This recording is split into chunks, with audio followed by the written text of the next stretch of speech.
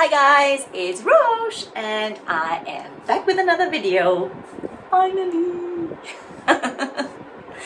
Okay, today's video is all about surviving the first month with your newborn. And this one's important because it is probably the most challenging part of your parenting journey. Having a baby is overwhelming and will completely turn your world upside down. Now, there's a lot of information out there, not just online, but also coming from friends and family who really care about you. And a lot of that information is excellent.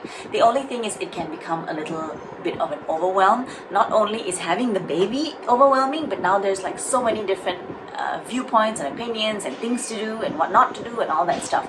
So this video is, if you ask me, the absolute basic that you need in order to troubleshoot, in order to figure out why your baby is crying, and just to have a little bit of sanity.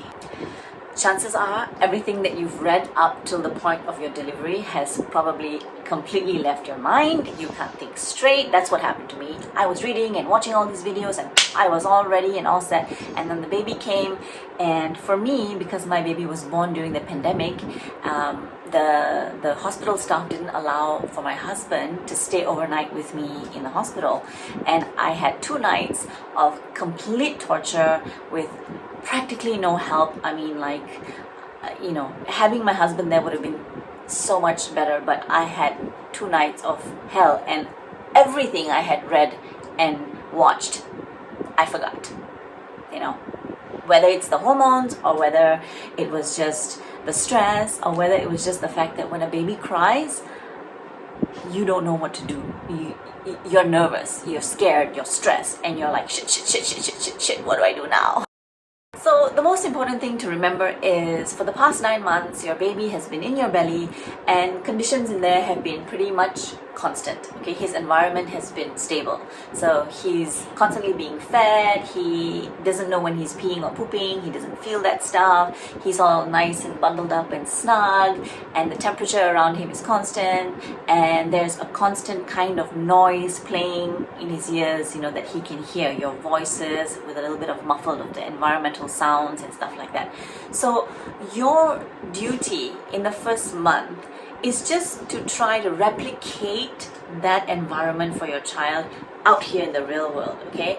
And help him to transition out of, okay, you're no longer in the belly, baby, you're gonna have to learn how to be in the real world. But you cannot just take a fish out of water and expect it to breathe, right? So you want to help him or her transition. I'm going to say him because my baby is a boy. So so this is a video to help you to transition from being out of the belly and into the real world.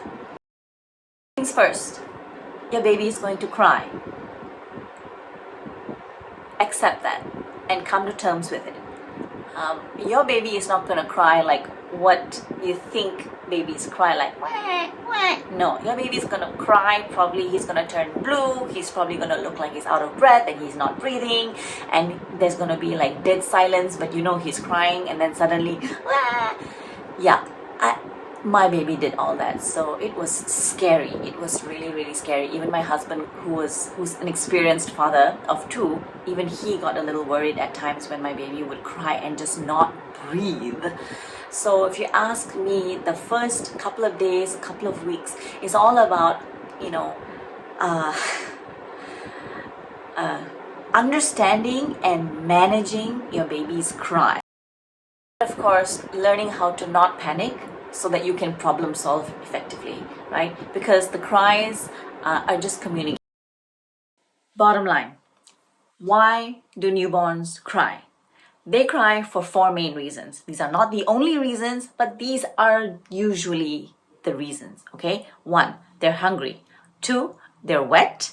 3, they're uncomfortable. 4, they're lonely, okay? Like I said, could be other things, but if you can just at least work on solving these 4 issues, I believe that 90% of the time you will get your crying baby to calm down, stop crying, and be happy.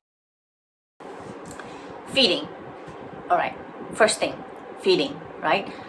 your baby is going to be hungry all the time, especially if he's breastfed, because breast milk digests really fast, really quickly. So a breastfed baby could be hungry every hour, every 2 hours, and experts suggest that you should be feeding your newborn every 2 to 3 hours. Now if you have a newborn like mine who was a sleeper, he would sleep 4 hours, and I'd be like, oh yeah, that's fantastic, I have 4 hours. But no, don't do that, because at the 4th hour when he wakes up, all hell has broken loose. So my recommendation is, if your baby is still sleeping at the 3rd hour, I would say just pick them up and just hold them. Don't have to really wake them up per se. They will wake up naturally once they're close to you and they can smell the milk, and that hunger thing kicks in.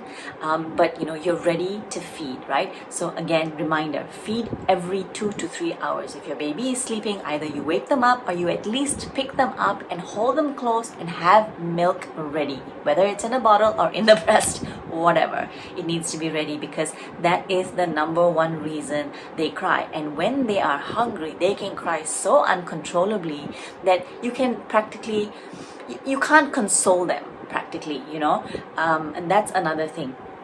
There's another point that I'll get to. Anyway, so feed every 2 to 3 hours. Another thing is, please burp them.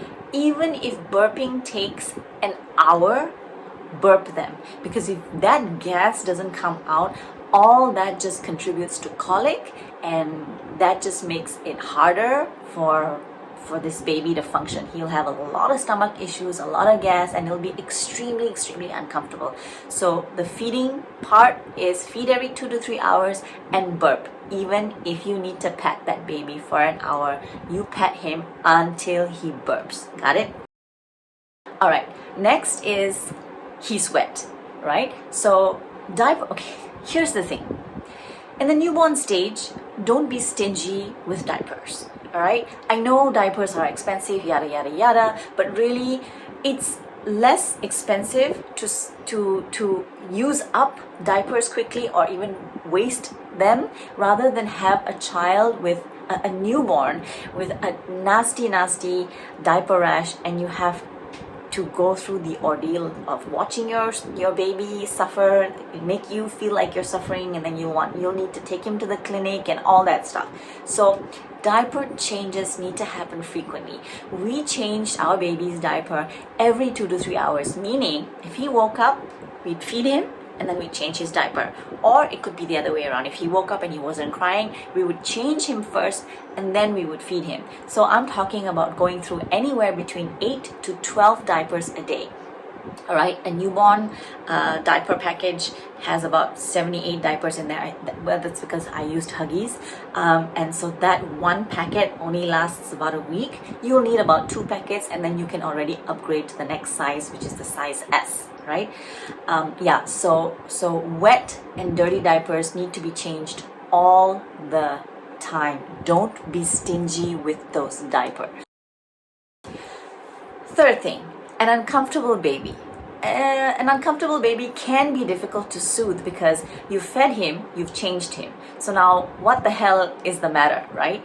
And it's hard to really identify what really is causing this discomfort. So what we used to do was just to help him calm down so that we had a little bit of time to think and troubleshoot, we would use white noise. White noise is a miracle worker, okay? Actually, we used pink noise. My husband's a sound engineer, so he favored the pink noise, which is a little bit more bassy than white noise, and I'll talk about that in another video.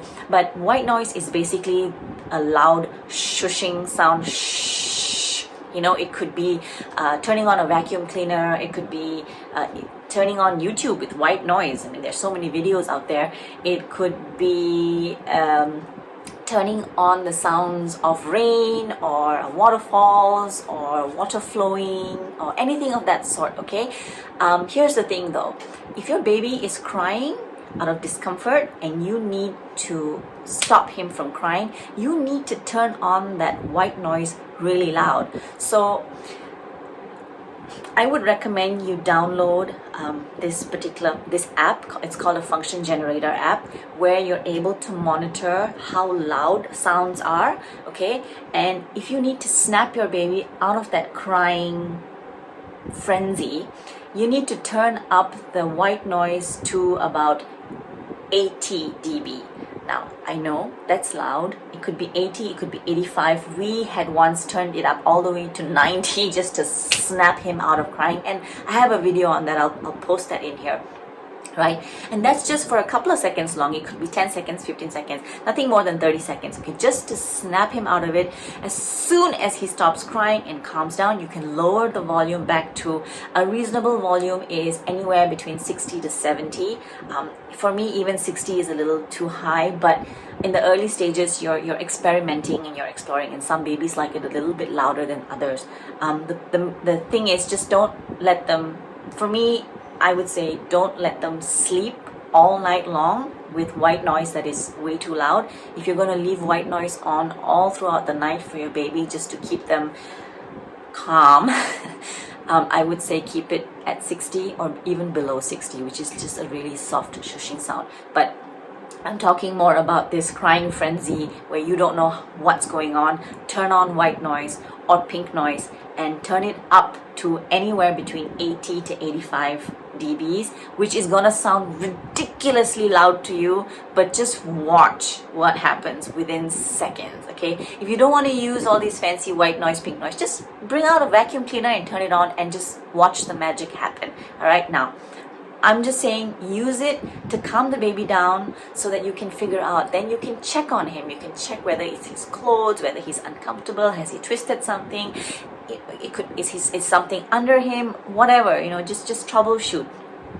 If you can't find anything that's wrong, another fantastic thing to do to solve discomfort is swaddling. Now, you'll hear a lot of mixed reviews about swaddling. A lot of people will say, oh, my baby didn't like swaddling. If you ask me and my doctors, they would say that it's because the swaddling wasn't done right. You need to swaddle tightly.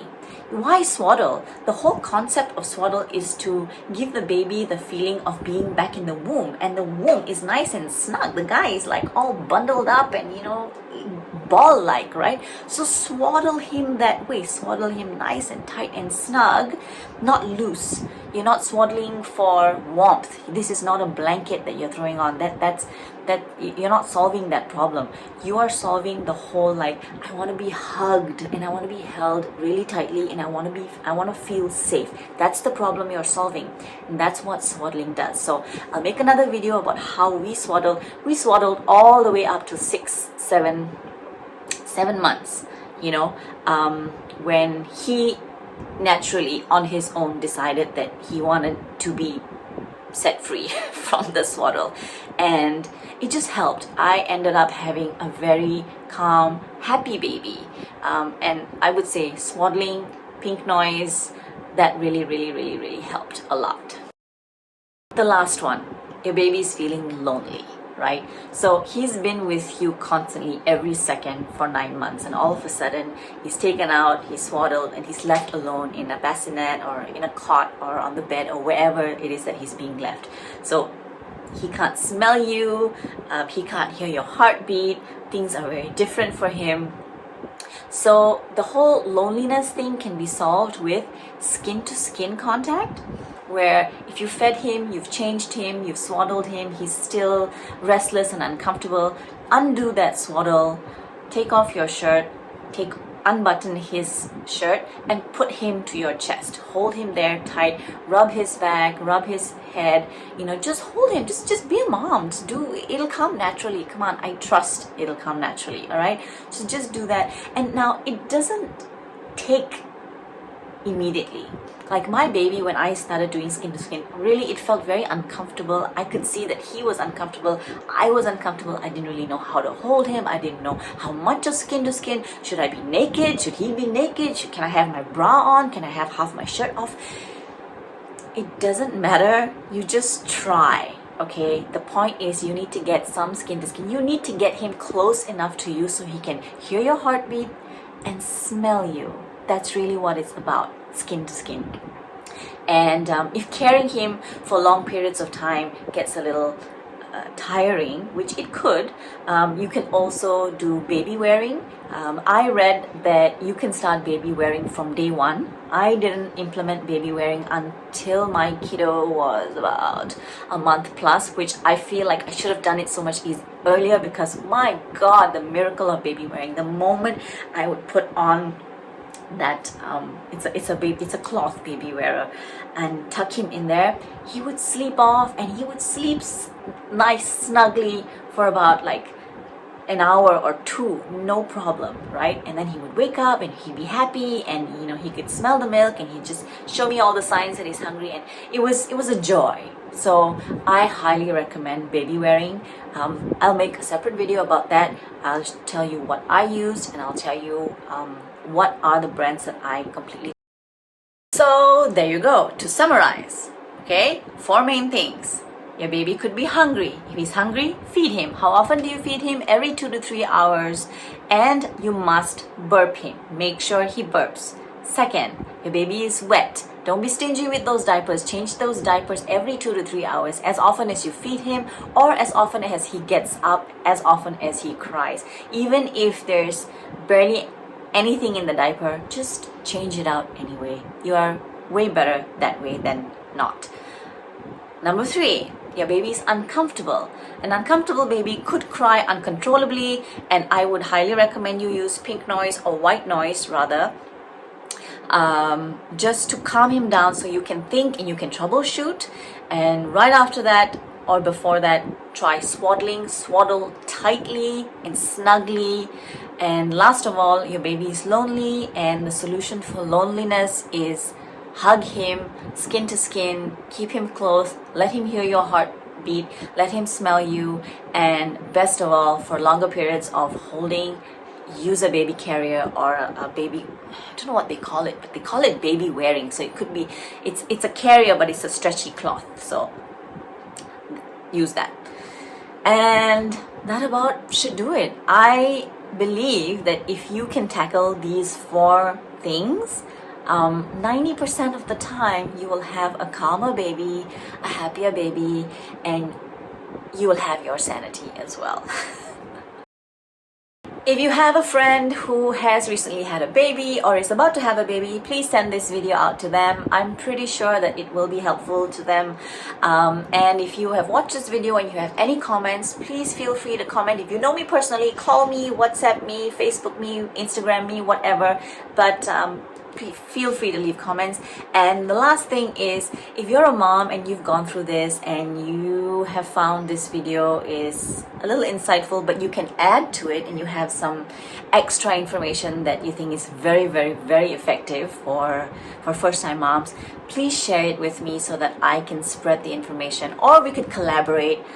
Yeah, let's do this. Let's help each other out. I think us Asian women, we don't really reach out to one another enough. We don't really talk about all these problems enough. I love watching the videos of the Americans and the Westerners out there making these videos, helping one another, and I just feel like for us Asians, we need to start opening up and sharing what works, what doesn't work, and supporting each other through postpartum and etc. etc. There's so much to talk about.